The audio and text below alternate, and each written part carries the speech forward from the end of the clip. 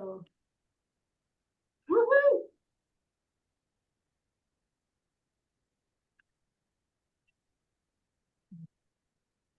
Estamos grabando, amigos.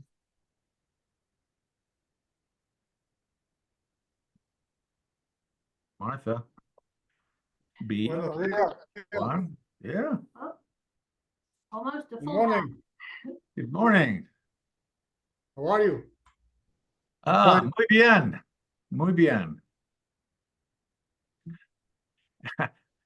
You have ¿Cómo están ustedes? Good morning. Hi. Good morning. morning. Hi. Hola, Marta. I don't know Hola, where- Bill. Bonjour. Hola. Better take my antihistamine pill before I start. This is my peace mug. After I went to the peace conference in South Africa in February 2015, I was so enamored with the peace process that and people were joking about, oh, there ought to be a formula for peace. So I devised one. And of course it is let me Show them the back of it. Just okay, there's the formula and there's the explanation. I can't. Oh, where is it? It is Perdón there's que interrumpa. Perdón que probably interrumpa. humorous, but Mi querido Juan, ¿tú estás grabando? No, ¿Te aparece el foco de grabación? ¿Les aparece a ustedes el foco de sí, grabación? está ¿Sí? grabando. Sí, Ok, gracias. Perdón por la interrupción, un tema técnico. no te preocupes. full time. Okay, settings. That's our settings. Hang on. I'm having trouble. I'm not getting the captions They're coming not- through. they're just- No, I haven't. David is not picking up.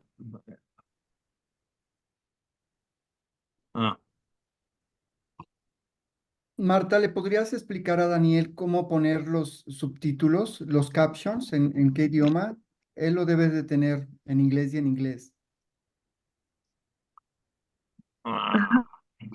thank you, Daniel. It has to be when you go to more and you go to captions, both languages have to be in English. Yes, You have yes. to put language. They're both in English. Yeah, I did I'm that. not Then you getting- should receive. I'm not getting any translation either, and I have mine both on English. Entonces no entiendo, David. Ellos dicen que ellos los dos lo tienen en inglés, pero no está recibiendo nada. Ok. Always show captions. Okay. Okay. All right, we ready? I just Hi, Martha. Yes. Hi, good morning. I just want to just say I'm on my telephone because my trustees are having a meeting on my computer. So I just want to clarify that. Thank you. Okay, okay. Here comes Kona. And I have to leave after 1 hour. Okay, okay. You have been warned by your boss, huh? Okay. I understand. I understand. No, the boss is my son. He's home today. Aha!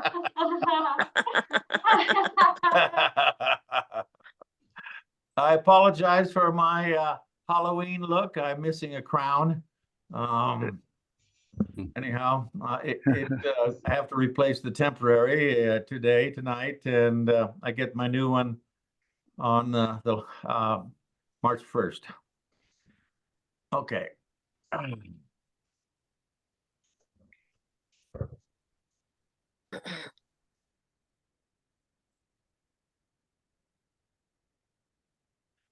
McAfee is going to speak first.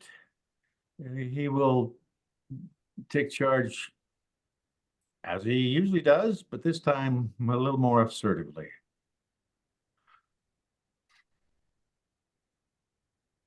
Good day. This is Macaventa Melchizedek, your planetary manager. It is a pleasure to be with you.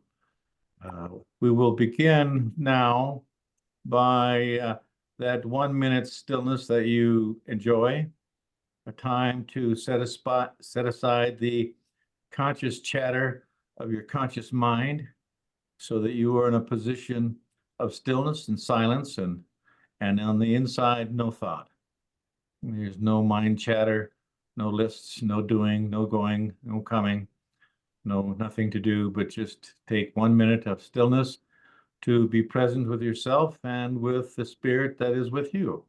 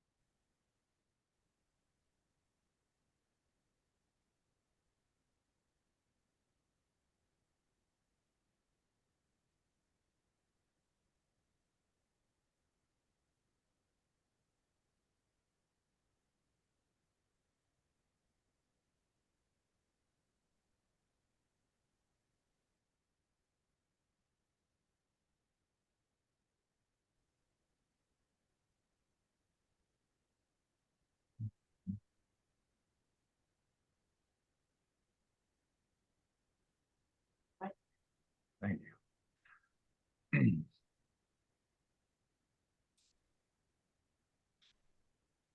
As your planetary manager, I have given you free access to conduct these Friday meetings, sessions on your own guidance.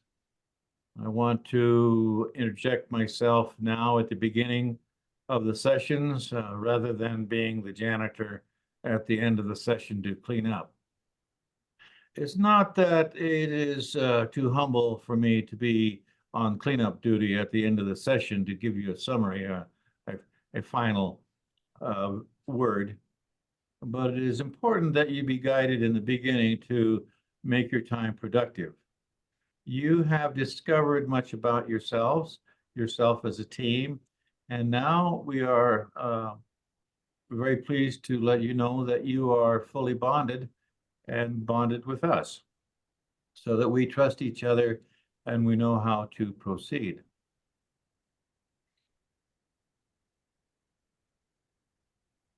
We have been speaking about the family as the primary social institution, one that builds into clans, tribes, and civilization. We have also begun to discuss education. And as we said last time, the first 12 years or so are for the family to teach the child rules of social conduct, how to be a part of the family, one to learn patience and forbearance and so on. This is the reason why families have siblings. It is important to have siblings for children as they learn to be social and to give and take. After age 12 and 13 until about in the mid-20s, it is time for the individual to leave the family, though returning every day, of course, and to begin to conduct themselves as independent individuals in society. This is a chore that family and education does together. Education as a social institution has several purposes. Two main ones, of course, is to continue the support for the family, enculturation, and socialization. And the other is to prepare the child for entry into society. I was reading, this one was reading today about a family learning specialist who cited the ages between 14 and 24, but we would like to include 13 to 24 as the era of when the individual becomes a responsible participant in the larger society. 12 and younger is usually prepubescent, though there are instances now today with the chemicals that are involved in your climate and your environment that are bringing young children into pubescence at ages 8, 9, and 10. And this is most unfortunate as it puts upon them responsibilities that they had not had as a child.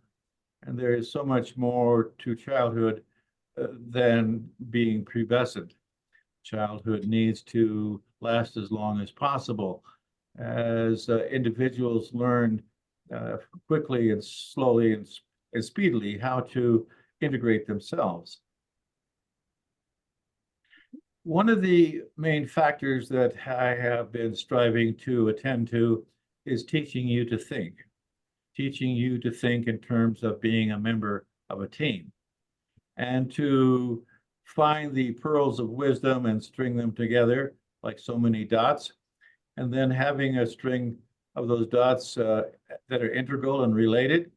Then you cast about and find some more loose dots, and you string them together in another strand. And then you connect that strand to the other strand. What you will find if you continue this process all through your life, and as you consider the planetary management, you will find that all of human life is interconnected, that all the dots are strung together. It is a matter of your thinking and your anticipation of how to integrate those strands into your life, and more importantly, how your life can contribute to the strands of connection with all other people. I am going to launch you on your own today to begin thinking of education as a social institution. Your chore is to design education so that it contributes to the survivability into the millennia, and as it contributes to the larger scale of humanity. Here you must leap out of the box and think outside the box that you've been raised with and trained in, one that you have experienced and thoroughly become socialized to and enculturated with. Here you will begin to respond to each other. You need to think of education as a responsible individual. This will help you encompass the duties and responsibility of education as a social institution. And I will get you started. Most of you know who Hippocrates is, okay? And he conceived of the Hippocratic Oath. And what was his first mandate of physicians? Anyone? Do no harm. Do no harm. That's exactly right. Okay? So beyond that, and not beyond that, in fact, that is one of the main things that I ask you to discuss today that will lead to other social institutions in the future. But now to discuss education. What would you do to create, to design education as a contributing individual to the longevity and survival of humanity and your matrix of civilization? Now, I will step aside, and this one will be here to assist you in the process. He's not going to act as your prompter. You're not on a stage. There is no prompter here. You are independent and you are thinkers. His role is to act as a process manager so that you don't get yourself stuck into rabbit holes of thought and thinking that are unproductive.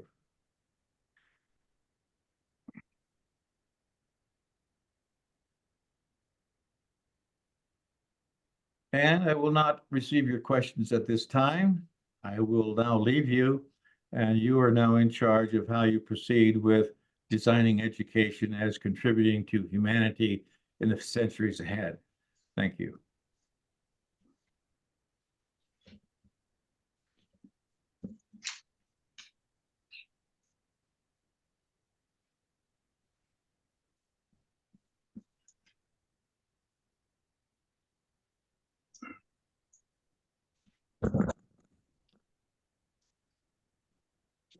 Jack?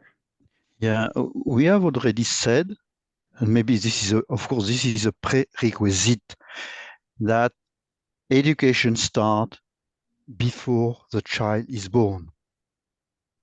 It means we have to train the parents. We start by the parenting and before preconception. This is a point we have already mentioned, of course, but I suppose it's while to repeat.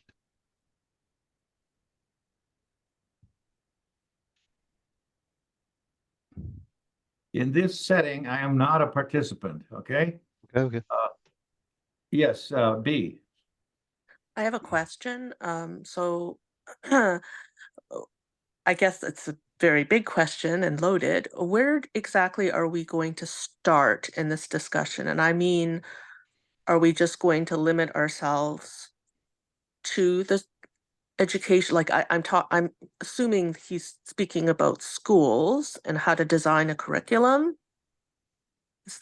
Did I get that correct? You're thinking too much of minutia. Oh, okay.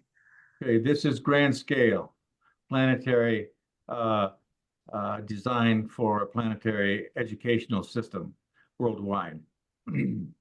And this is an impromptu, think of impromptu theater. You react to each other and you respond to each other. Okay. Speaking about what Jacques just said, if the parents need to be trained how to be good parents, that can happen in one of two or both settings in my mind, and that would be in the community as part of a family learning center that we've been discussing, or it can be discussed at some level in education, as a social institution, Let me provide a limiter. or both. Education would be post-family, and it would be Okay. post family learning center. Post family learning center? I'm sorry, can you clarify? After the family has attended the classes at the family learning center, then Okay. education would be the main social institution that would work with the family. So at what age would the child be when they finish classes at the family learning center? No, darling, you're asking questions. I want to hear statements out of you. Okay. All right. So, well, okay. Can I abandon that thought and say something else? Let me go ahead with David. Oh, sorry, I didn't see that. I have to change my screens. Muchas gracias. Yo creo que como dice Maquiventa, una de las cosas importantes que debemos hacer es salirnos de la caja y empezar a ver la familia y las instituciones sociales de la educación desde un mismo punto de vista. Eso creo que podría ayudarnos a poder plantear políticas familiares y políticas públicas distintas. Debemos empezar a ver esto de una forma diferente. Debe haber un tratamiento donde familia e instituciones públicas puedan enfocarse en la sostenibilidad de la civilización. Recordemos que vamos a estar en un momento post-apocalíptico. Entonces, la gente estará sensible. Debemos de pensar probablemente desde el futuro, no desde el presente. ¿Qué opinan acerca de eso? Martha, a little help here, please. Ah, o los títulos. She's on mute. You're on mute, Martha.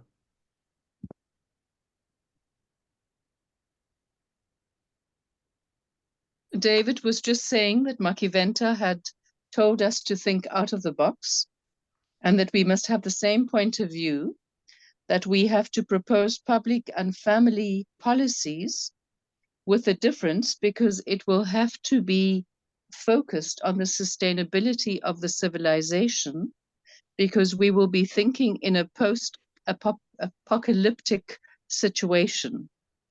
But David has already clapped to, yes, to think about the sustainability of the civilization, right? That's what you were looking for. How does education participate effectively in that? David, go ahead. Marta, mi punto de vista es el siguiente. ¿Qué sucede si pensamos en abordar las políticas públicas de educación y las buenas prácticas familiares no desde el momento presente, sino como estuviéramos en el futuro, post-apocalíptico? ¿Ayudaría a eso? But there's the futuro. He was just saying that we shouldn't think of it as present, we should think of it from a post-apocalyptic perspective, both the family policies and policies of public institutions. Exactly so. And when we do that now, we are preparing to rebuild using those designs. So this is very good thinking. B, did you have a contribution to make earlier? Actually, it's just been answered. It was reframed to post-apocalyptic, which is helpful. Yes. Yes. So my comment no longer applies. Okay, thank you. May Martha? I say something? I Sure. just want to ask then, if part of David's idea is the sustainability of the civilization can only come about through the family. So education has to focus itself on the sustainability of the human family as well. Correct. The education is not to take the place of family in the early years of the child. This is where education in America has gone haywire. They have confused their role and they have shied away from it. They have pulled back from that because we know that educators are suffer from obfuscation. They complicate things beyond what's reasonable. Families need to express love, kindness, and genuine treatment of the child. No form of abuse. Okay. Now remember, Makiventa gave you some guidance here. Do no harm.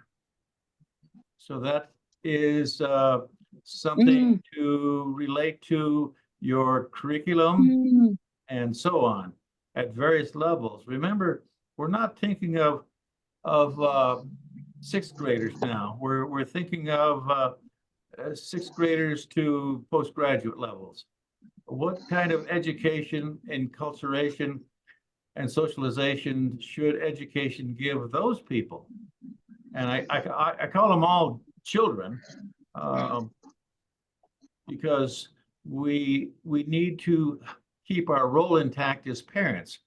Remember, parents are educators. And so B is correct, and so is David, that we need to, and Jacques, teach children how to be responsible, capable, competent adults in the making. Martha? Thank you. I'm just thinking, if we have an economy and an educational system at this point that encourages children out of their families from the time they are 2 to go into preschools. Oops. We lost you, dear. Yeah. Grade R in South Africa.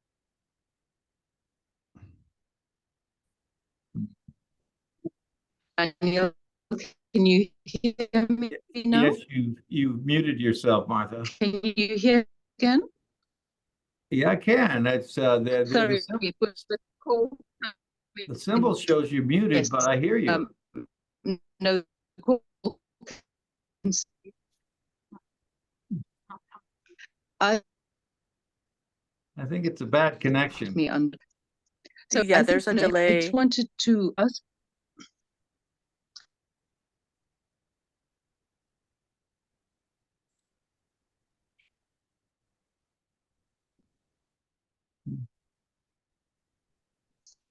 I'm going to try to. Yeah, why don't you Hello? bail out and come back? Okay, I'll come back just now. Thanks.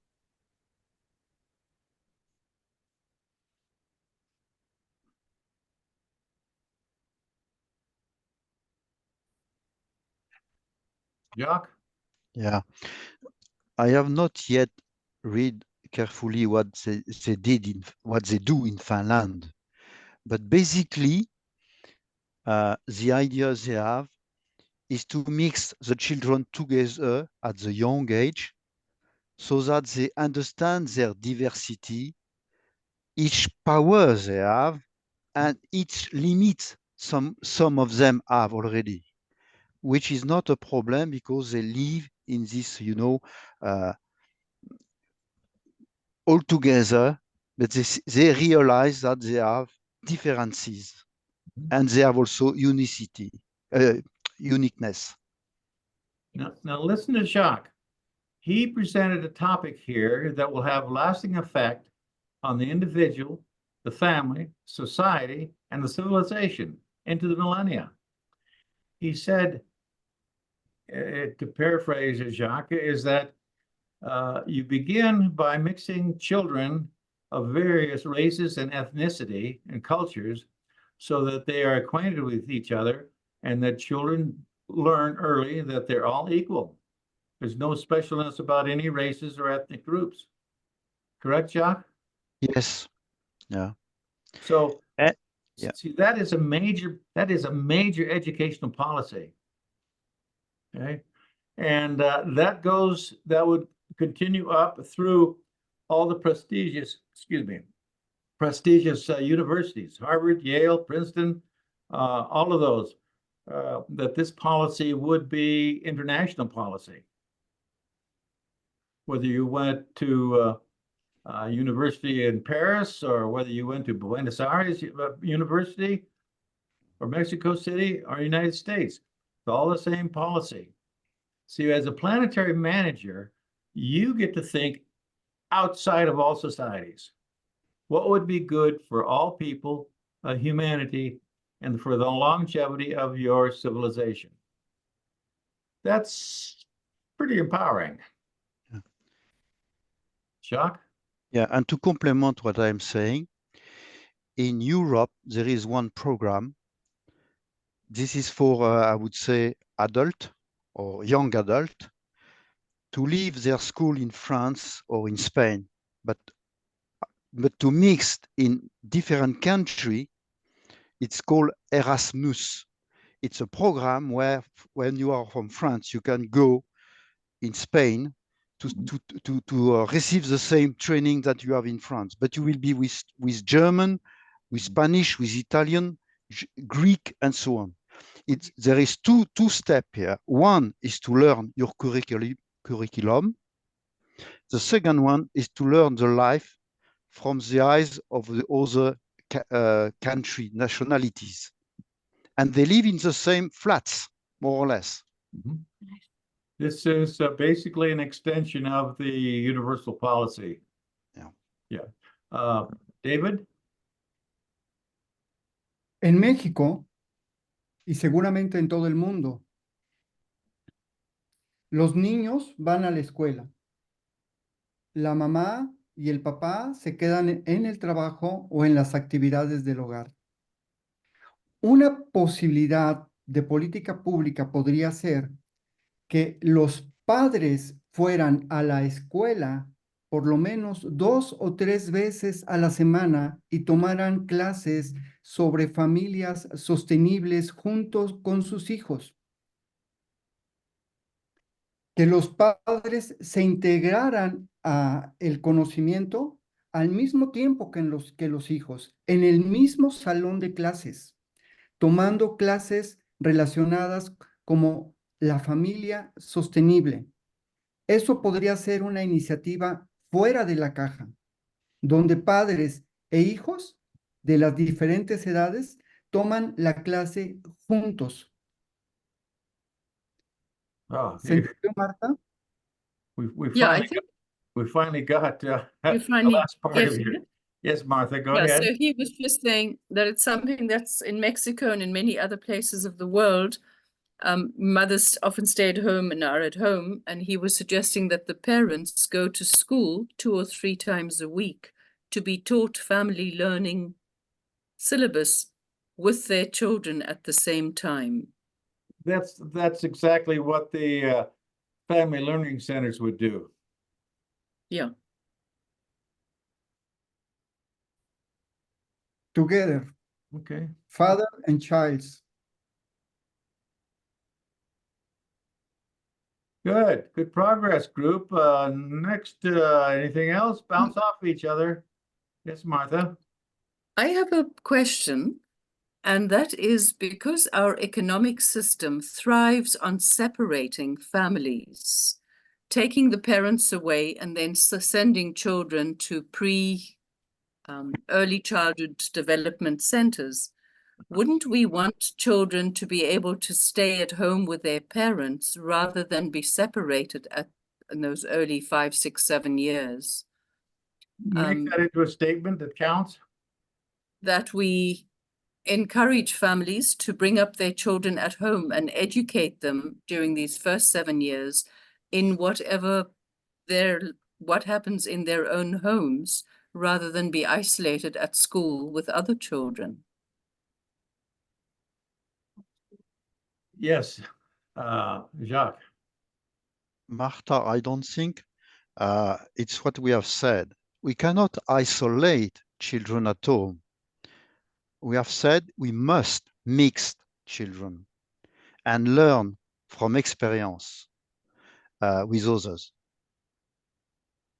I'd like to make a comment, and that is that what you, Martha, you propose is already being done in the United States, and what we're seeing is the transference of incest to the children, and that they, whether it's alcoholism, whether it's drunkenness, or whether it's sex abuse, or whether it is verbal abuse, these things are learned immediately by the child. And so that would work nicely in a mature democratic nation that is socially, psychologically, familially mature. I think too many bad habits of future adulthood are learned in early life right now by children. Jeff? Yeah, well, I would agree with that, but aren't we looking at a situation where that status quo is already broken down? And so clearly all of these things have to take place simultaneously. It's not a matter of one or the other.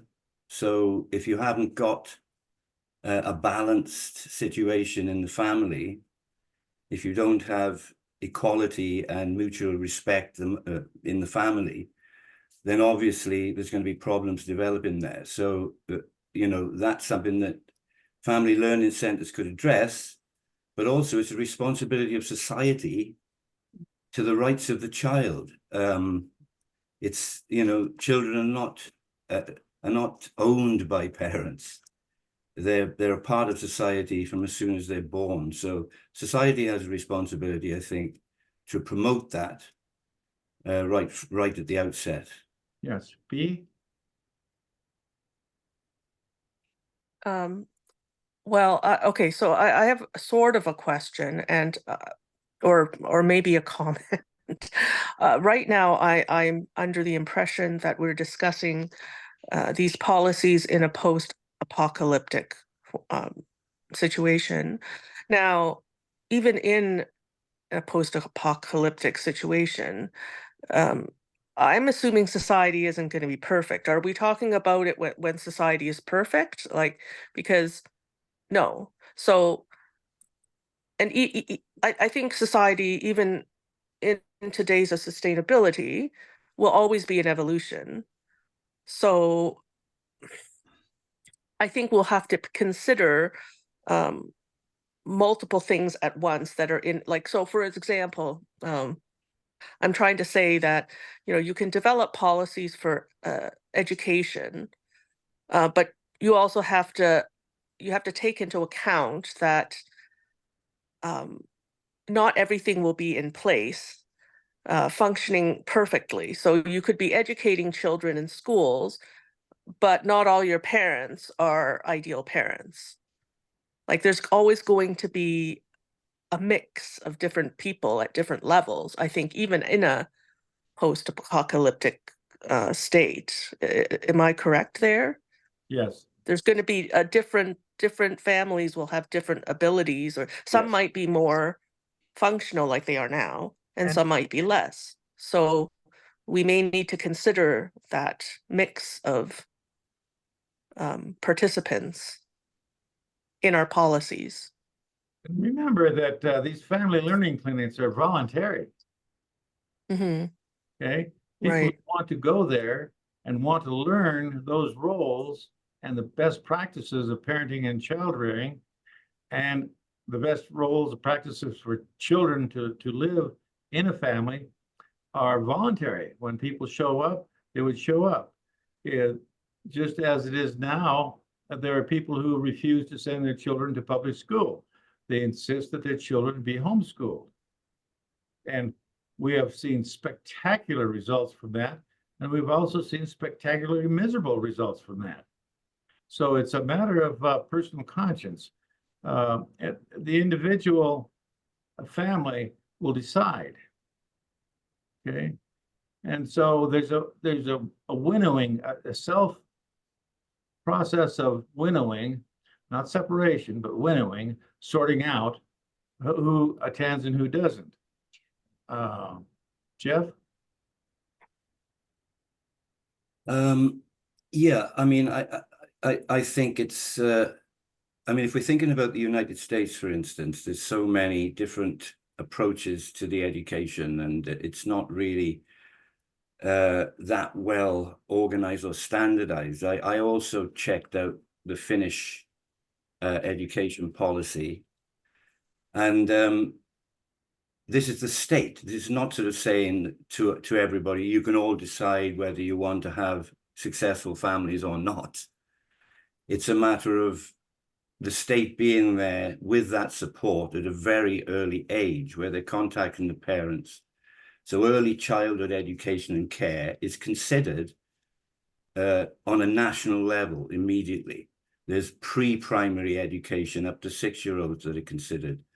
Whether the parents are involved or not, that these things are set in motion so that they're available to parents. Yes. And then they have a basic education where they cover all of the arts as well as certain scientific subjects, so music, architecture, and so on and so forth. Obviously not in great detail, but they're covered. And only then, after these people become 17-year-olds, hopefully socially conscious, do they make decisions about where they're going to go with their higher education, whether they're going to go into vocational training or whether they're going to go into academia. So I think it's a reasonable thing to set out as a state. Whether or not the parents comply with that, because it's another thing. Yes, that's I like that system very much. Was it Martha? No. Yes, I think, and then B, yeah. I just wanted to ask, well, I'm trying to make sense in my own mind So are we saying that the state is always a better educator of children than families are? I would imagine if Jeff had children in his home, they would be learning about growing food. They'd be learning a whole variety of things that some schools might not be able to teach them. So I want to get clarity. If we want to see an economy and an education system and politics that support the family, are we saying that schools will always teach families better up to the age of 6 than families would? That's a question, darling. Martha, that's a question. I'm trying to Make a statement. I don't know. It's not Give me your clear to. opinion. It's I don't think that's what we're saying. not clear to me. Yeah, I it's don't not think that's clear what to they're me. saying. If you ask me, I think, and Jeff can correct me on this, I think what he means is that the state can be involved in supporting the system, right? Yeah. Supporting, not directing, but having so support in terms of policy, supports in terms of funding. So that's my take, and I completely agree with that. I think that in current society, the state does not take enough responsibility in the sustainability of in parenting or it doesn't facilitate. It's not a good facilitator, right? And it really needs to be a better facilitator. So I think that's a great idea to involve the state and have those levels. That level of policy. I think I lost my train of thought, but that's okay. But that's what was my understanding from what Jeff meant. Jeff? Oh, Oh, no, let Jeff. me take Jacques. No, it was also my understanding state as an initial impulse, but it's left also to the family. But Finland, for example, they have this idea and they do it. But why not in Europe? Erasmus program can be developed in more and more. Here, maybe I have another idea. Maybe the top level, they don't want us to be too much trained so that we realize where we are really today. Because if we want really for the family and for our children the best of the best, we have to start this way. To train them, mix them, share the school, share parenting, and etc. But I feel that the state today is quite reluctant to educate us very, very well. That's a personal feeling. 100%. Sorry, I just had to interject. 100%. The state does not want to educate citizens well. Because they have an interest in keeping themselves in power. Sorry, go ahead. I think Jeff is, sorry, I totally interrupt. I totally agree. Just a small comment with the financial today, which is in the bad shape. You know that in Europe, they ask us to decide what the color of the note bill, which is useless. The finance is down, but we ask, what color do you want for the bill note? The color of the bill? You mean like a... I mean, yeah. Is it a note, a banknote? Banknote. Oh my gosh. Wow. Oh my gosh. Wow. Yeah. Wow. That's an abdication. Yeah, Jeff? Well, I obviously agree with that. I think that education at the moment has its priorities wrong. And that's not by accident, that's by design. It doesn't want people to think clearly, because then they question the status quo, and that would be problematic for the existing system. See, we're very quick to taste the sourness of our environment, like we're calling it education right now. We don't like this, we don't like that. What do you like? What would you say? Remember, you're the government. You're the planetary manager. How are you going to design this? What are you going to put into it? As I say, I think you have to see the child as a potential adult in the making with rights. Perfect. And that from the get-go, they have individual rights which must be respected. And Yes. society has a responsibility to ensure that those rights are enforced. So we would write that down, wouldn't we? We like that, don't we? Yeah, they have to. Mhm. Okay, we would write that down. That'd be one of our written policies. Okay. See, what we don't like, the sourness that we're tasting in our mouth and that is coloring our thoughts, is the other interests of education and government and educational associations, universities and schools, is that it's all about them. And in this case, as a planetary manager, the whole thing is about us, all of us, 8 billion people.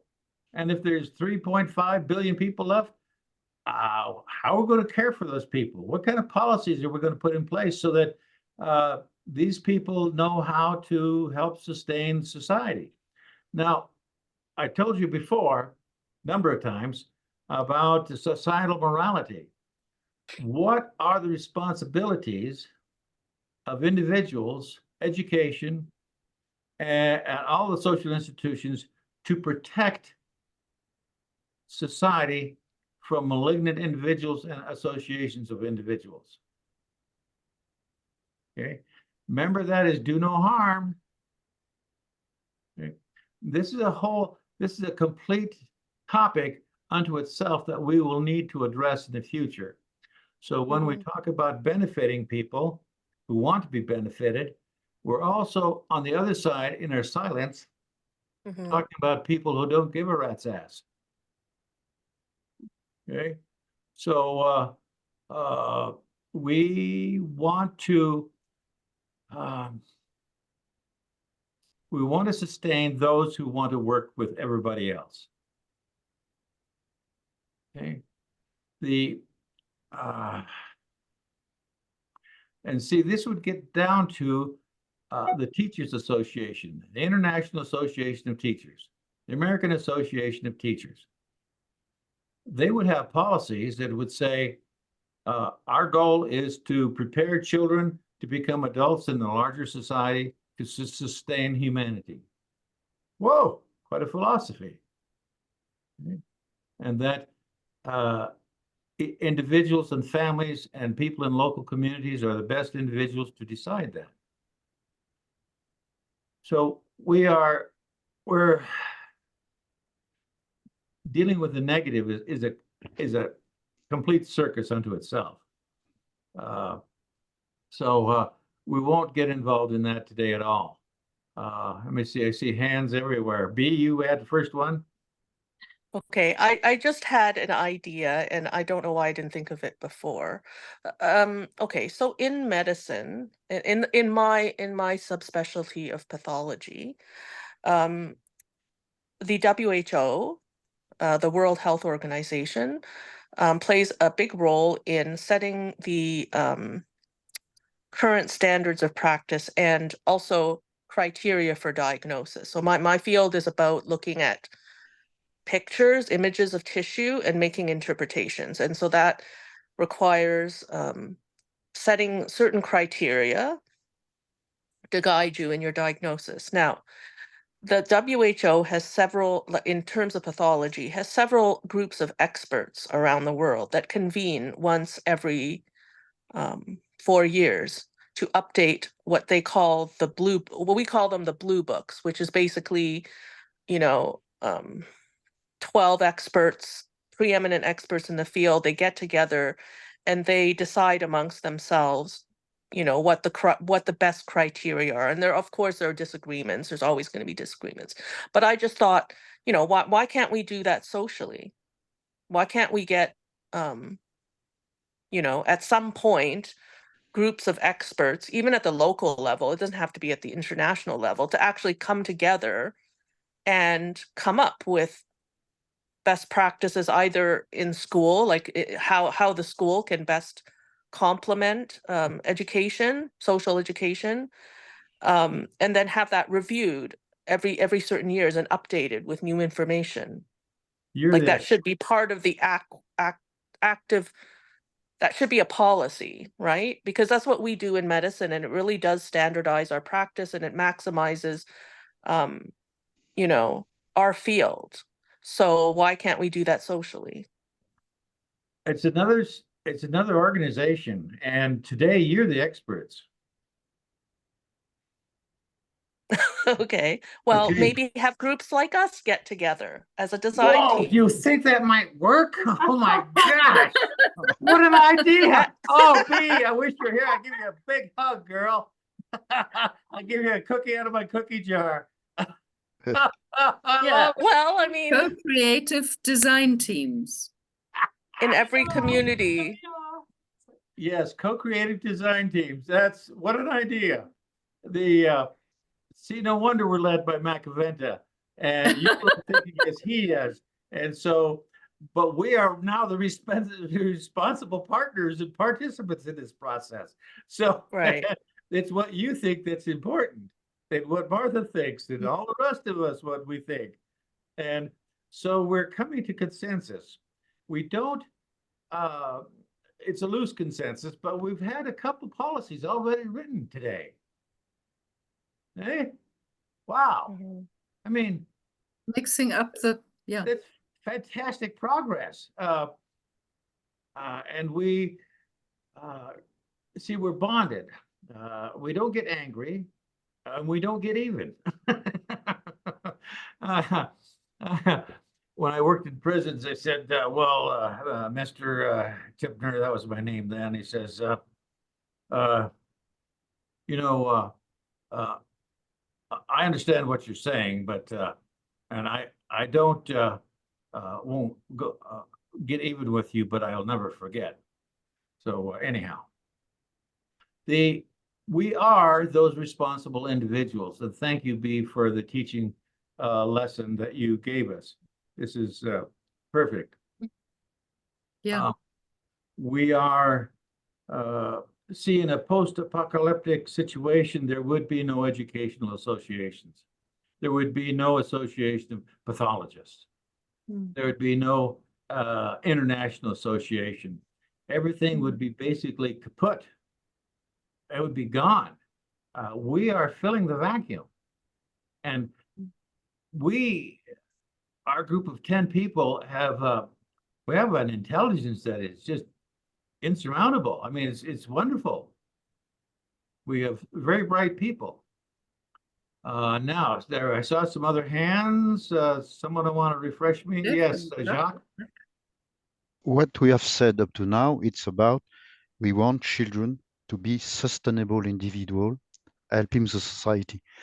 But I think there is another aspect which cannot be forgotten, is also each individual has a destiny to go to paradise. I mean, spirituality must be taught as well in parallel from day one till the end. Yes, that is the whole reason for the correcting time. Yeah. Is that the quality of souls graduating from this planet varies from 0 upwards to 100%. Now, the percentage that fail is too large.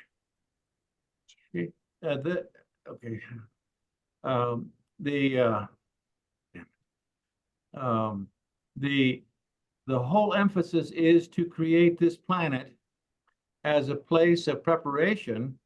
You might call this our family learning center, our soul learning center, and how to prepare for the afterlife. You said a truism that is just, this is the major mandate of that the Most High, Christ, Michael, Gabriel, and the Most Highs have given to Macaventa. I mean, his results are measurable. I wouldn't want to be in his shoes. Okay. There's not going to be a pass-fail test. It is what is the percentage of your effectiveness for him. Okay. So your point is well taken. It's perfectly taken. And that in the in our co-creative design team that we're involved in, because Macavent is here, plus a couple of his other Melchizedeks on his team are here. They are watching this, observing this. And thank you for bringing in the spirituality aspect of what we're doing. It's very important. Yes, David. Pensando en lo que dice Jack, una política pública podría ser que todos somos hermanos, fomentar ese concepto de la hermandad universal, porque más allá de las religiones, todos tenemos un alma y en eso coincidimos. Si nosotros podemos establecer como una política pública que la hermandad es la que va a poder ayudarnos a sostenernos como civilización, podría ser algo que nos brindara la oportunidad de salirnos de la caja de la religiosidad y entrar a una espiritualidad práctica. Martha, por favor. May I translate? Yes, he's just saying that we should have a public policy that underscores that we are all brothers and sisters, so the brotherhood, universal brotherhood and sisterhood, because we all have a soul, and that this public policy will help us to sustain ourselves as a civilization and get out of this box of religion by focusing on our common spirituality. Yes, perfect. I think Jeff had something to say. Jeff? Thank you, B. No, actually, it was along the same lines as David. I think it's important that we recognize the spiritual side, but we have to be very careful how we frame that. So I think our common humanity and respect for each other as individuals across the board is absolutely fundamental, and that spirituality is really already contained within that attitude of care and consideration for others. So I think we have to be careful how we frame it, because you don't want to drive people away. There are many religions, and they're very strongly held, and but we all share a common bond of humanity. B? I was wondering, maybe we could write a Hippocratic oath at the governmental level for social sustainability. I'd like to really leave government out of this. Okay. I think it sucks. Or maybe another like Declaration of Independence type document that would outline the rights of individuals in a society. Now, you're baiting me, I know, because you're thinking in terms of planetary management, and what would be the credo of a planetary management program of this? See, so Yeah. So let's leave government out of it. Okay. Let's go to the higher powers. Let's go to see where we will not go wrong is in always dealing with the commonalities that are common to all people. If you say government, then that separates government from people, from the public. So we want to think in terms of planetary management, and any policies that we develop have to be totally applicable to everyone. And the people who are not here yet. Yes, Martha. Thank you. I really loved what we were talking about now, because I always think. Oh, dang it. Lost you.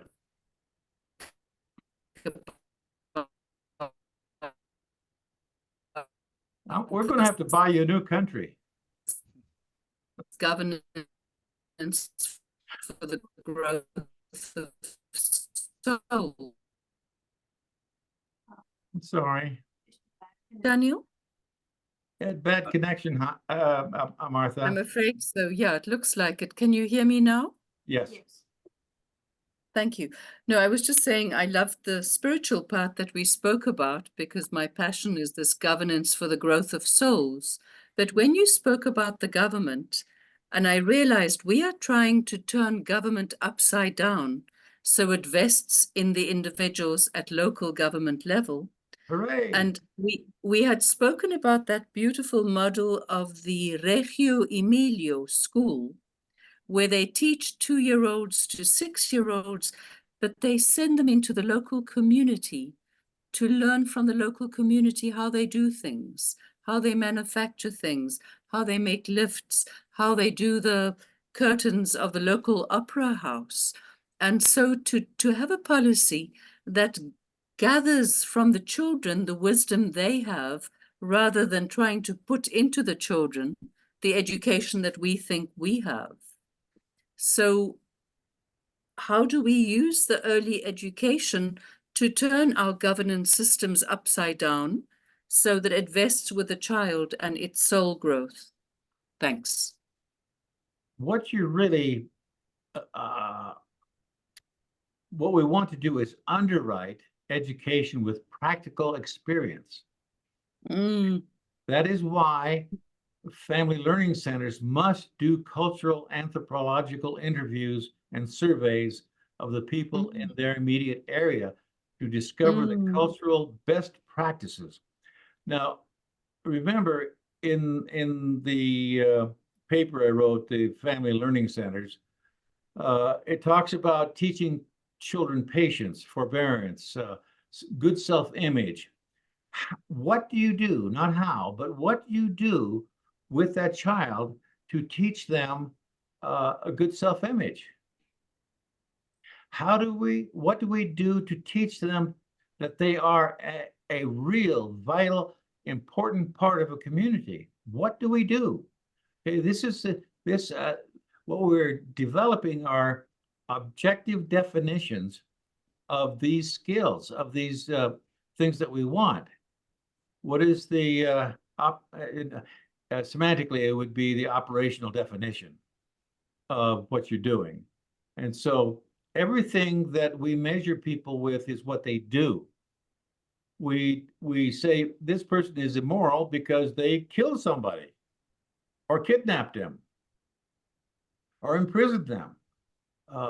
So they did something that demonstrates their immorality. So what we want to do as parental and cultural educators is to devise educational plans, curricula, and instructional materials that actually teach children the process of learning what it is to have a good self-image. We gave the example of Cheryl being part of a company to learn trust. That's falling off a stage into the arms of your fellow workers. Okay, that is a doing thing. And how do you develop trust in an intimate relationship? Well, it has to do with doing and without any negative hurts involved. So I like what you're saying, Martha, and this is very important, but the large underwriting global policy would be to teach people by doing. Absolutely. Okay. And if it's 2-year-olds going into the community and seeing their grandparents work on a stage curtain and the child helping, then so be it. It would depend on what is available and what we can do. Children learn love and intimacy and friendship by being a friend, by being taught what it is like to be a friend and to be loved. Yeah, you can read it in a book, but it's, you know, a hug is a hug, kids. You could describe it in words as much as you want to, but it is that, you know, there's that essence of someone trusting you and being vulnerable to you to have them in your embrace. Yes, Jeff. Well, I was just saying we did talk briefly about existing educational systems. I don't think we should throw out the baby with the bathwater. A lot of good work has been done over the years, so it'd be foolish to ignore that. And the Steiner schools, although there's a few things in there that are a little bit dodgy and should be avoided, they basically at least they try and take account of the whole child. So it gives equal attention to the physical, the emotional, the intellectual, the cultural, and the spiritual needs of the child. Mhm. That's getting very, very close to the 7 areas of human development. Yes. So I think we can build on things that have already been done, understand what works and what doesn't work, Yes.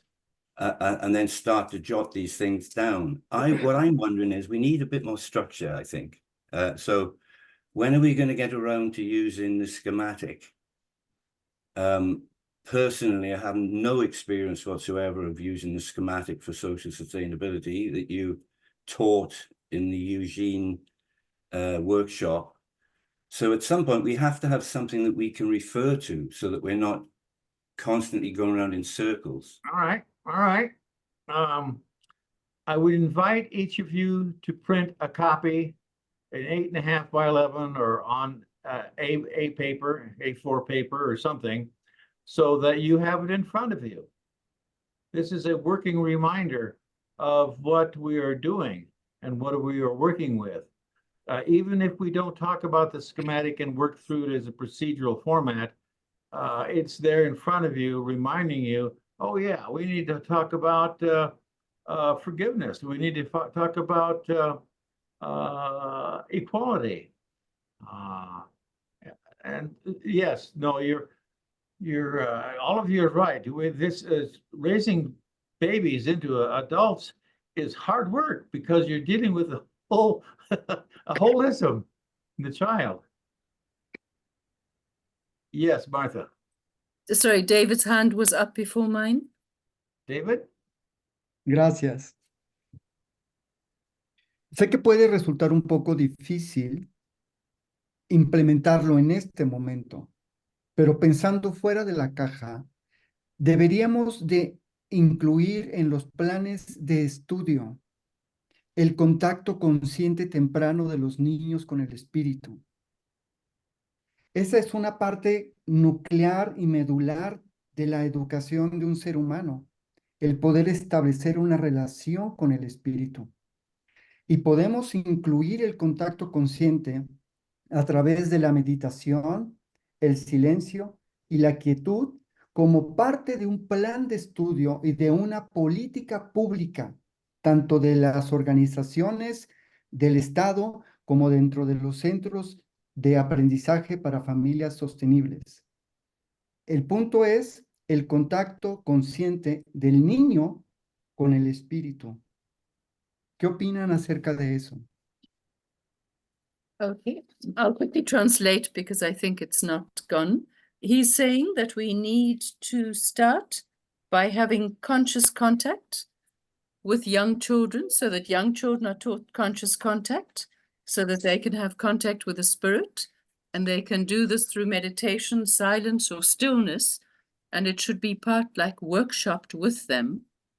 And both the state in schools and the family learning centers should be teaching that. You're exactly right. Silence and stillness is paramount to reflection. And in reflection, then we get lessons and we get wisdom. And I know that in the schools my children went to 40 years ago, 50 years ago, that they had times of stillness, time to be quiet. And just little guys, you know, 2nd grade, 3rd grade, sitting there in their chairs. Teacher would say, okay, we're going to have a regular stillness now. We have time to play and go on recess, and now it's time for some quiet time. And so yes, that would become, we're dealing with the whole person, the whole being, then that becomes a part of that too. We don't want to sell spirituality. We don't want to sell religions. We don't want to sell anything that is regimented, but we also want to make children know that they are part of humanity and that the humanity has an obligation to them, and vice versa. So yes. B, are we keeping you?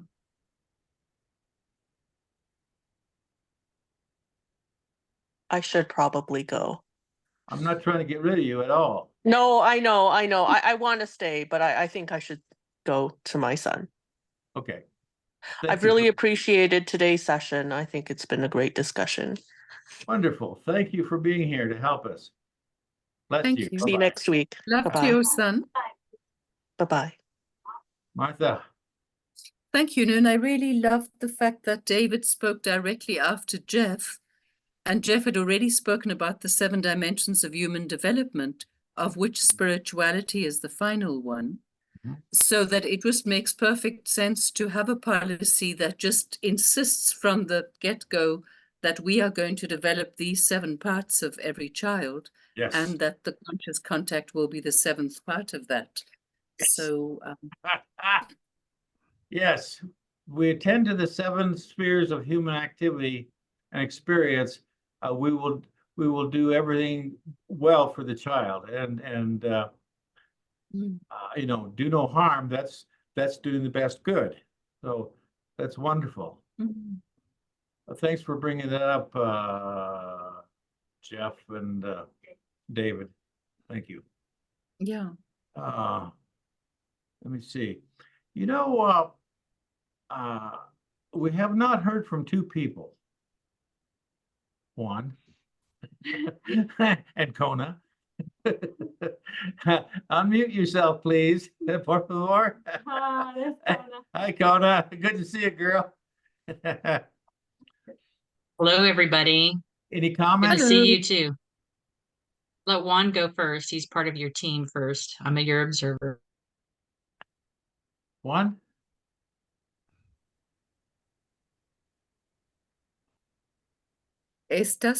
No se puede oír, Juan.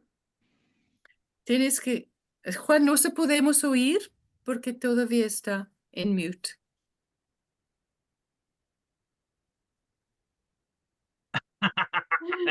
He's being obstinate. Hola, There you ya are. Gracias. hola, Yes. ¿cómo están todos? He estado observando muy detenidamente todo lo que se habla. Good. De Bueno. verdad que me siento muy bien de estar aquí con ustedes, aunque no participe mucho, pero creo que estoy aprendiendo algo también. Estoy aprendiendo la parte Ujú. personal, estoy aprendiendo Ujú. muchas cosas. Ujú. Me preguntaba que hemos hablado mucho de los centros de aprendizaje familiar, de familias sostenibles, Ujú. pero ¿cómo comenzaríamos en realidad a poner en práctica esa parte? Es lo que me pregunto. There's so many things that are unanswered because there's no money to start.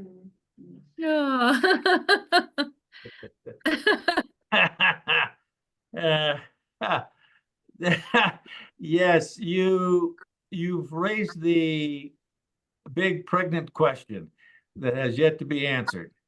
And we just simply have to wait, sit on our hands, so to speak, for Spirit to come forward and answer your question.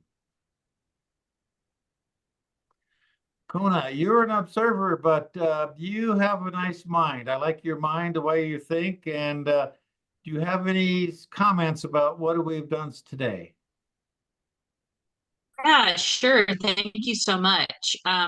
What I've been doing since I have been observing is looking in my community for quality examples of people who are have lived experiences that can benefit. And I had the most remarkable encounter with my banker this week, who's from St. Croix. And we spent an hour and a half together, and he described his life as a child on St. Croix, being raised in a community. And then as he's being raised, finding out the relationship, the familiar relationship that he had with everybody, you know, that his parents would say, so they owned horses, but then he would say, you know, and then my aunt or uncle had a farm, and my other aunt or uncle had chickens, and my other aunt or uncle had bread. And so it was my job. My dad would say, you know, take this to so and so, and I would get there, and they would say, okay, now take this to so and so, and he would get there, and he'd be like, now take this to so and so. So 2 hours before he went to school, he's delivering goods through the neighborhood to the family members who shared, and no money's exchanged. And so he was raised in a community environment of cooperation and sharing from the age of a small child. So, you know, they had horses. So his job was to, you know, he's up at 4 a.m. as a child to feed and groom the horses, which were both used on the farm and also racehorses. So he had these early responsibilities, and they had cows, and they had hogs. And so he had these early responsibilities, but so did every other child, you know, in this community. And they did all of these things before going to get their formal education. And so I thought, what a tremendously fabulous experience, you know. And then the weekends are spent, or the afternoons are spent spearfishing, you know.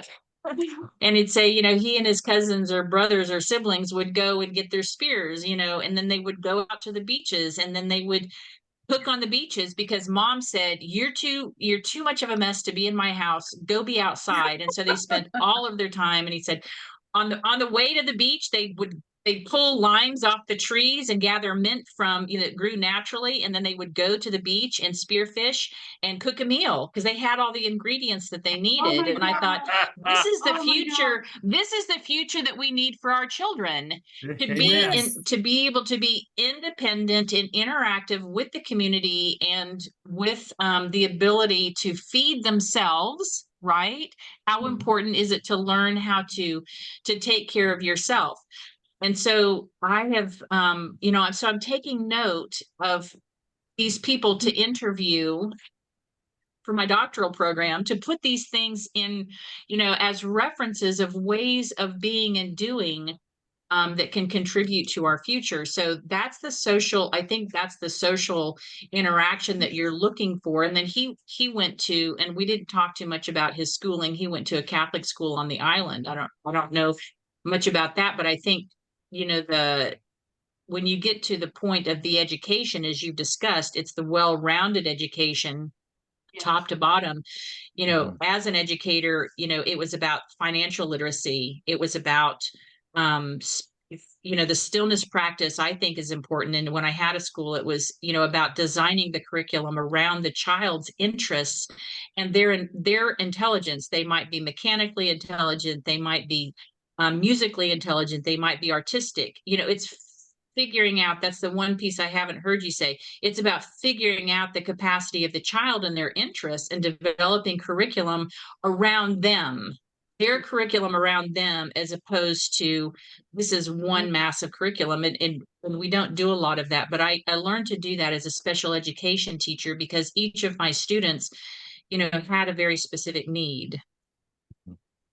Thank you. See Jeff, Thank yeah, you. I see Jeff's hand. Wonderful. Yeah, well, I just wanted to agree with that entirely. And actually, I think that's where the Steiner schools and the Montessori schools were trying to go. You know, every child was an individual and was treated as an individual. And the thing is, it raises complications for organization and everything. But as a basis, I think we have to start there.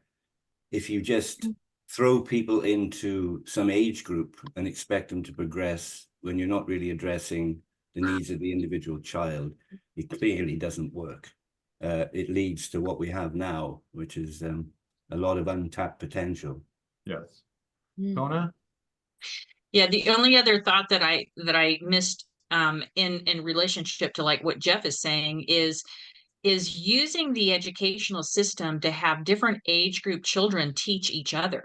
Because you learn best what you teach. So if you have an older child teaching a younger child how to read or to math, then they're learning in the process, and they're socializing and teaching each other social skills at the same time. And I think that's a really high quality model to use in the school systems all the way up.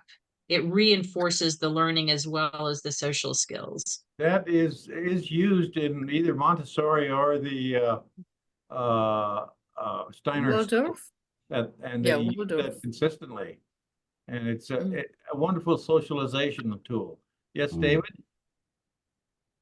Una política pública que probablemente podría ser muy buena es como la usaba Jesucristo. Jesús, lo que aprendiste en la mañana, enséñalo en la tarde. Mm.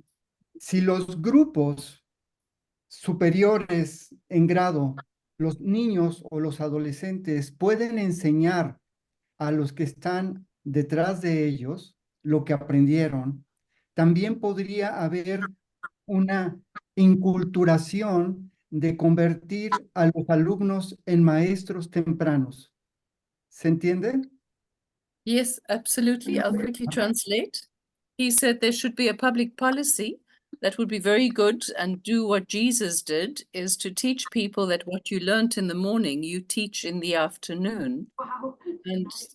And adolescents would then be teaching those who come after them, and it will also have an inculturization that would teach young people to go from learners to teachers. Mhm. And I absolutely agree with you, but I really loved what Kona said, because she brought everything that I was thinking about children needing to spend more time with creative parents in the morning.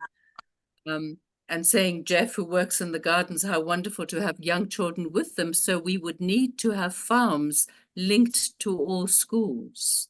So our schools would need to be in the wild. We'd need to have schools that have that perspective and that link to farms, to animals, to wild animals. We have to rewild our schools. Jeff?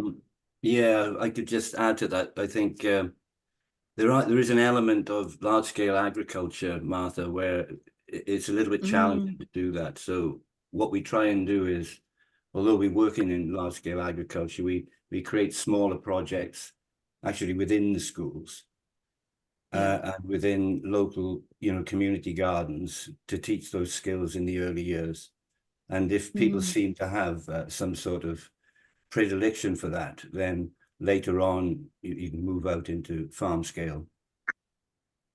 The one of the things that interested me years ago was urban design, in that the urban designs of New York City, Los Angeles, et cetera, has come into existence by happenstance and accident. And that if we're designing a community and a small village or a small city,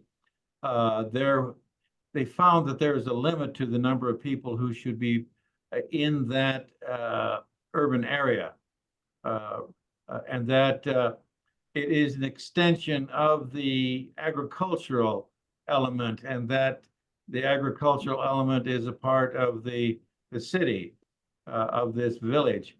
And so a lot of that work has been done, and that really, it seems to me like this would be a natural part of the our planetary policy making. That no city shall exceed so many thousand people. Jacques? Yeah, just to complement, I like what you have said, Kona. Very interesting. I was raised myself in a small community where we have on a farm. We can go everywhere every day to fish and to etc. Not only we have school and agriculture, but also school can go also in the countryside. I mean, you can go in forest to learn the mushroom, the relationship between mushroom and trees. It's extraordinary how it works. The life of the plants, the life of one tree, it's extraordinary. So this is something we have to teach. There is some very good documentary on TV now, on BBC, and in France it's in Arte. Wonderful. Well, this has been a very productive session. Good thinking all around. All participants have had something to say. I like that very much. And Kona, you've been a wonderful assist here. Thank you for your thoughts, your mind, and you're always welcome. And you're most welcome to continue every week. Okay, please. Anybody else? Closing?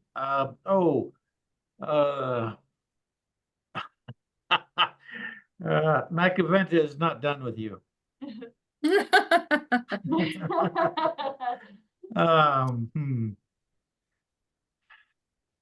This is Macaventa Melchizedek, your planetary manager. Congratulations, dear friends. You have accomplished a great deal today. And were you to translate these discussions into one paragraph policies, you would find that you have 2 or 3 excellent policies. Now, I am closing this at this point, saying these things to you, but henceforth, in other meetings, I will open them as I have today. We'll have the stillness time. You'll have I'll give you directions, and then you'll have your discussion as you had today. And then I will not ask, then at your closing, the facilitator, this one, will ask you a question, having one person to give a summation of what occurred and the closing, however they want to invent that. Thank you and good day. Yeah. Gracias. Thank you. David, thank you so very much. You're a wonderful host. You're an excellent technical expert. You make this possible. Thank you, and thank Juan. We couldn't do this without you guys. And thank you to Kona for writing it all out, as well as she listens to it. Wow. Who's that? We'll have to possibly decline to do that this week. It looks like I'm going to be moving over the weekend. I may not get to it for this I will week. do it. Yeah. Thank you. But Thanks. I can pick up when I get settled, and hopefully we'll be on the call with you on next Friday. All right. Thank you. Oh, okay. God bless everybody. Bye-bye. Thank you. Thank you. Thank you. Bye bye. Marta, Thanks, everyone. ¿podrías? Thanks, ¿tendrás everybody. unos minutos, Marta? Sí, sí, señor. Gracias. Bye-bye. Adiós Bye. a todos. Bye. Jack, un abrazo. Okay. Bye bye. Bye-bye, Jacques. Bye. Did you get Sorry. What do you say? Se quedó sin señal, Marta.